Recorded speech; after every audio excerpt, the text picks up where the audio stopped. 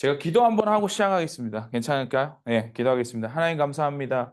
오늘도 말씀 가운데에 함께 해주시고 이 말씀 위에 우리가 서고 또 그 말씀 가운데에 우리가 주님의 메시지를 듣기 원합니다. 이 모든 것 위에 주님께서 함께 해주시며 또한 우리의 마음과 심령 가운데에 또한 주님께서 말씀하시는 그 말씀이 또 우리에게 우리 삶 가운데 적용될 수 있도록 주님 함께 하여 주시옵소서. 감사드리며 예수님의 이름으로 기도합니다.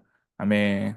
우리 창세기 8장 21절 말씀을 읽겠습니다. 여호와께서 그 향기를 받으시고 그 중심에 이르시되 내가 다시는 사람으로 말미암아 땅을 저주하지 아니하리니 이는 사람의 마음이 계획한 바가 어려서부터 악함이라 내가 전에 행한 것 같이 모든 생물을 다시 멸하지 아니하리니.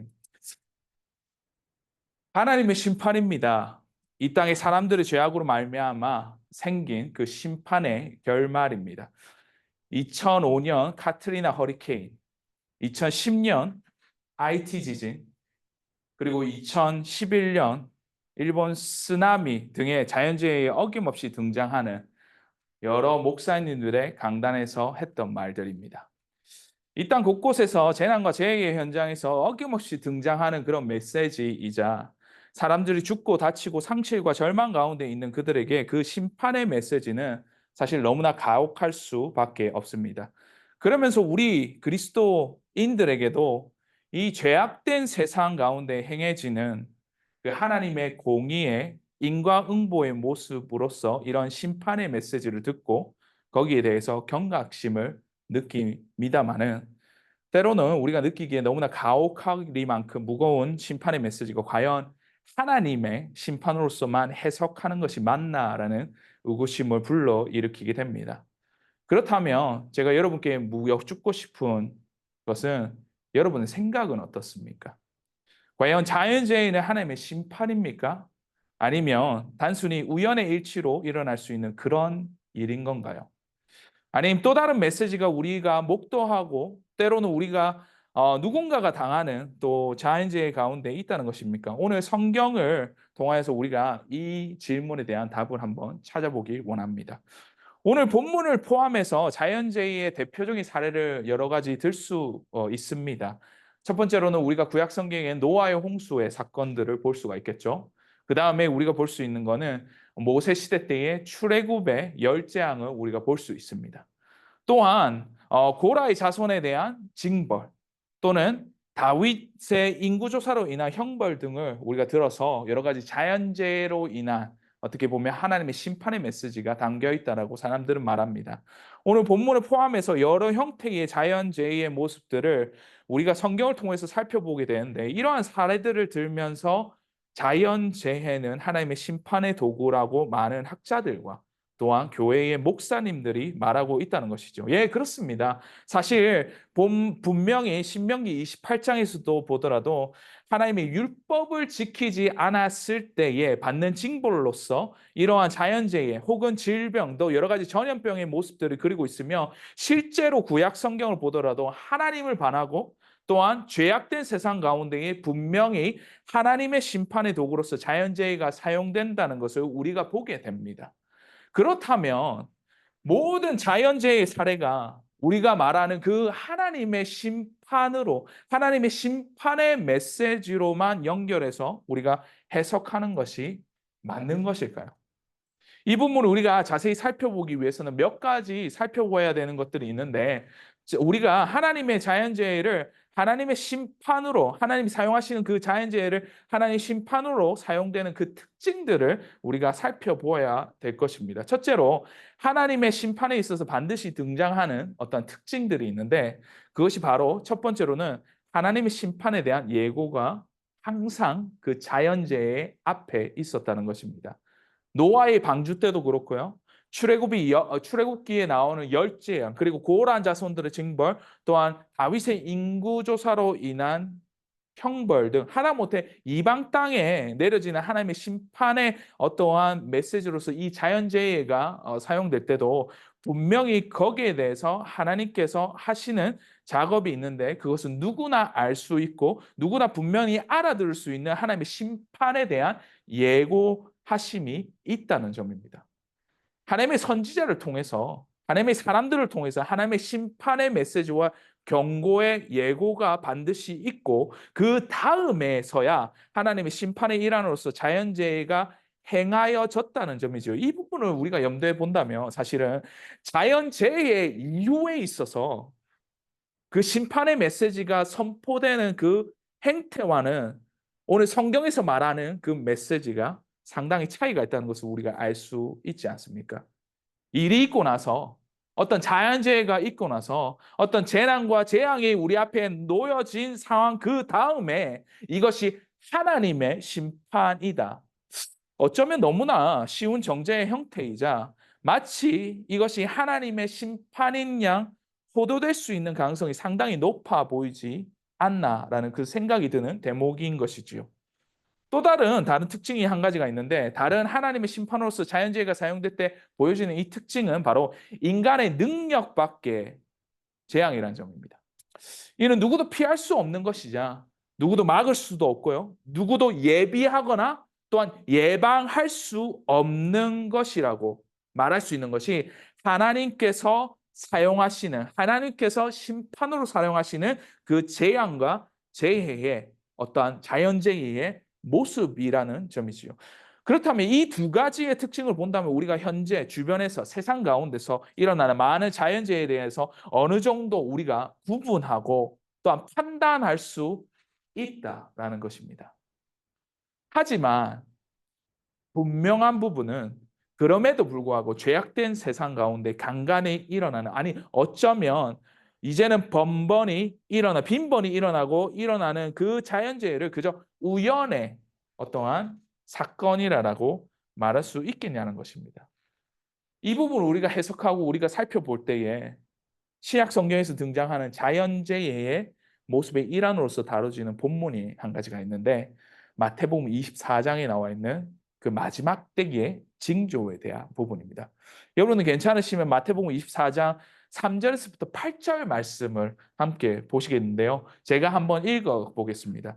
예수께서 감난산 위에 앉으셨을 때에 제자들이 조용히 와서 이르되 우리에게 이르소서 어느 때에 이런 일이 있겠사오며 또 주의 임하심과 세상 끝에는 무슨 징조가 있사오리이까.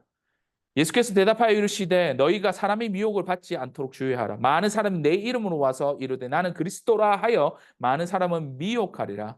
난리 소문을 듣겠으나 너희는 상과 두려워 말라. 이런 일이 있어야 하되 아직 끝이 아니라 민족이 민족을 나라가 나라를 대적하고 일어나겠고 곳곳에 기근과 지진이 있으리니 이 모든 것의 재난의 시작이니라라고 말합니다. 분명히 오늘 본문에서 있는 바와 같이 본문에서 말하고 있는 것 같이 우리가 보는 자연재해, 우리가 아는 기근, 지진 여러 가지 재난의 모습들을 볼 수 있는 어떤 바이지 않습니까?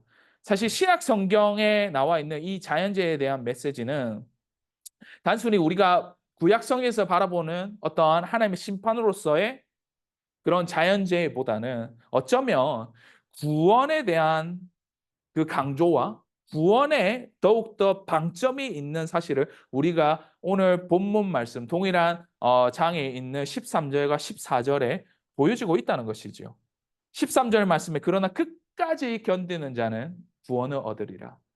그리고 14절 말씀에 이 복음, 천국 복음이 모든 민족에게 증언되기 위하여 온 세상에 전파되리니 그제야 끝이 오리라라고 말합니다. 이는 단순히 하나님의 징벌로서의 의미로서 그 심판의 도구로서의 자연재해가 사용됐기보다는 이 자연재해로 인해서 하나님의 구원에 대한 아니 더 나아가서 예수 그리스도의 다시 오심에 대한 기대와 구원에 대한 열망을 고취시키고 있는 그런 도구라는 점입니다. 이는 우리로 하여금 마지막 때에 대한 그 경각심, 때의 시급함, 그로 인해서 구원에 대한 열망과 복음 전파에 대한 열정을 일으킬 수 있는 그 도구의 한 부분으로서 어쩌면 자연재해가 사용되고 있다는 것을 알 수 있다는 점이죠.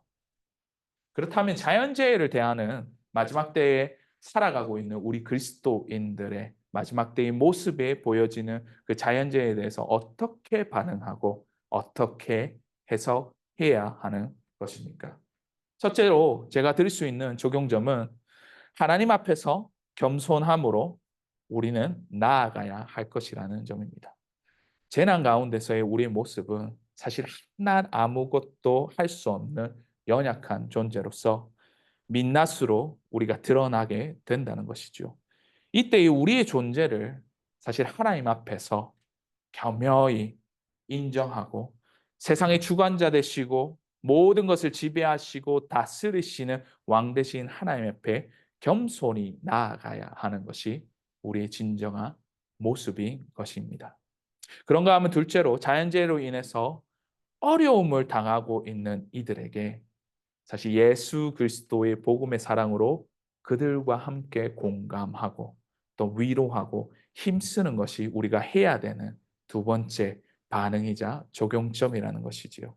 그들에게 있어서 어쩌면 우리의 공감과 위로, 그들을 돕는 일에 힘쓰는 일이야말로 절망의 순간에 복음의 메시지가 전달될 수 있고 전해질 수 있는 하나님의 통로로서 사용될 수 있다는 것입니다. 2005년 당시에 제가 미국으로 유학 왔을 때 일입니다. 당시에 어리버리해서 뭔 일인지 하고 지냈던 시절이었던 것 같습니다. 당시 뉴스에서 카트리나 허리케인 뉴스가 대서특필되고 모든 언론에서 집중 조명하던 그런 때였습니다. 당시 카트리나는 쑥대밭이 된 것이 우리가 자주 가기도 하였고 우리가 익히 아는 미국의 중남부 지역이었고 그 중남부 지역에서 특히나 피해가 많았던 곳이 바로 뉴올리언스였던 것입니다. 그 당시에 많은 정치적 매체에서 마디그라스라는 그때 당시에 축제 당시에 여성들이 나체를 드러내고 또 여러 가지 음란의 행위를 한다면 그곳에서의 비즈라는 그 목걸이를 이렇게 씌워주는 그런 행태들이 성행할 때였습니다. 이런 음란의 행위들을 두고는 카트리나는 하나님의 심판으로서 이 도시를 쳤다라고 많은 언론 매체들이 말하고 있었을 때였습니다. 나이 대형교회 목사님, 소위 보수 복음주의 목사님들 대부분이 이 언론 매체를 통해서 인터뷰를 통하여서 공견하게 말하기로 이런 심판의 메시지를 말하고 그들이 죄악된 도시 가운데에 하나님께서 심판으로서 그 도시를 쳤다라고 말하게 되었던 그런 때였듯이죠. 8만 5천 명. 그 당시에 8만 5천 명이나 되는 이재민이 생겨났고 그리고 온 도시와 온 집안의 터전들이 다 쑥대밭이 되어 있는 그 상황 가운데 그 도시를 향한 심판의 메시지가 빗발치고 있는 그때에 어느 작은 사람들이 오히려 그들에게 심판의 메시지보다는 도움이다 라고 외치면서 그들을 공감하고 그들과 함께 아파하고 그들을 돕는 이들이 그 가트리나 제 구역 가운데에 모이기 시작했던 것입니다. 대부분 작은 교회들이 참여하였고 작은 구호단체였던 핸즈 등이 그렇게 시작하고 나서는 그 당시에 리샤 피커링 미 하원 의원이었던 그분이 공개석상에서 이렇게까지 말하기 시작합니다. 한 작은 교회가 한 가정을 맡는다면 정부가 하는 것보다 훨씬 더 효과적으로 도울 수 있고 개인의 삶도 회복할 수 있습니다. 그래서 저는 정부보다 교회를 더 의지하고 하나님이 교회를 통해서 일하심을 날마다 경험합니다라고 고백합니다. 카트리나 이주민들도 그 교회들과 작은 구호단체들이 모여서 했던 그 구호 행위들을 통해서 진심 어린 도움을 받는 가정 가운데에 나는 정부보다 교회를 더 신뢰하고 교회에게 너무나 큰 감사의 마음을 전달한다라는 말들이 인터뷰 매체를 통해서 쉴 새 없이 그 당시에 쏟아졌던 것이 기억이 납니다. 어쩌면 재난 가운데에 전해져야 하는 메시지는 하나님이 너를 심판하였어. 너의 죄악을 심판하였어. 라는 심판의 메시지보다도 하나님께서 당신을 구원하십니다. 라는 구원의 메시지가 아닐까요? 자연재해, 어쩌면 하나님의 심판보다 하나님의 구원의 역사에 대한 메시지가 아닐까 생각됩니다. 기도합시다. 하나님 감사합니다. 많은 순간 가운데 우리가 놓치고 있었던 그 메시지, 주님의 구원에 대한 그 열망과 갈망이 이 마지막 때에 일어나고 있는 자연재해 가운데에 우리가 받는 메시지로서 우리에게 말씀하신다는 것을 우리가 다시 한 번 더 깨닫고 주님 앞에 나아갑니다.